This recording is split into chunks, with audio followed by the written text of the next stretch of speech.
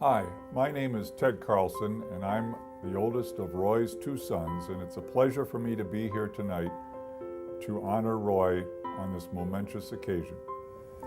Good evening, everyone. I'm Walter Carlson. I've had the pleasure of being a member of the United States Cellular Board for a number of years, and I join all of you in the Wireless History Foundation in honoring Roy this evening.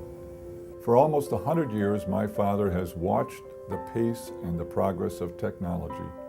He's watched the radio, the television, the airplane, and now the computer, and now the cell phone. He's a believer in the power of technology to transform human lives.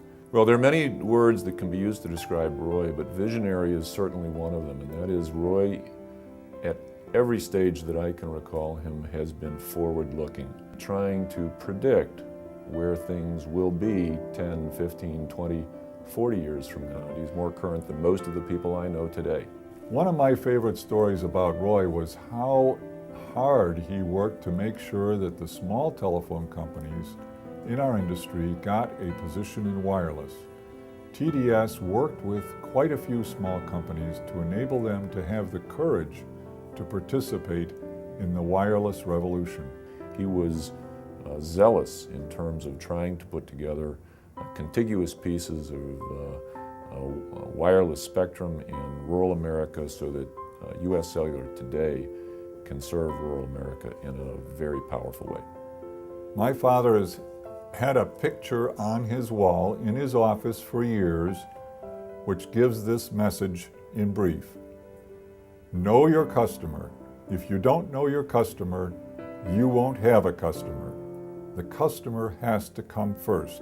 One of the great stories about my father is that early in his career, he had a need to deliver some telephone equipment to Kentucky, and that equipment needed to be there pretty much the next day. Roy went out, hired a truck, got into the truck, and drove the 400 miles to Kentucky to deliver the load of telephone equipment himself.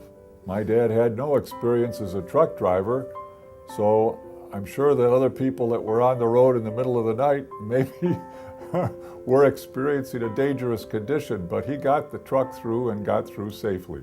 Roy sees opportunity in every situation. My mother tells the story of when Roy met her parents, that after meeting Roy, one of them said to her that for most people, opportunity only comes around once in a while, but for Roy, opportunity is pounding on the door with both fists all the time.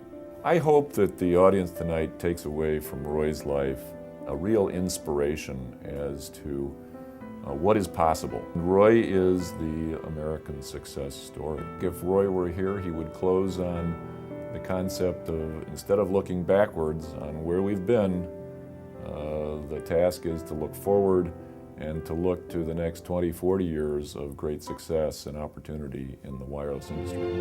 Well, I think that TDS is Roy's legacy.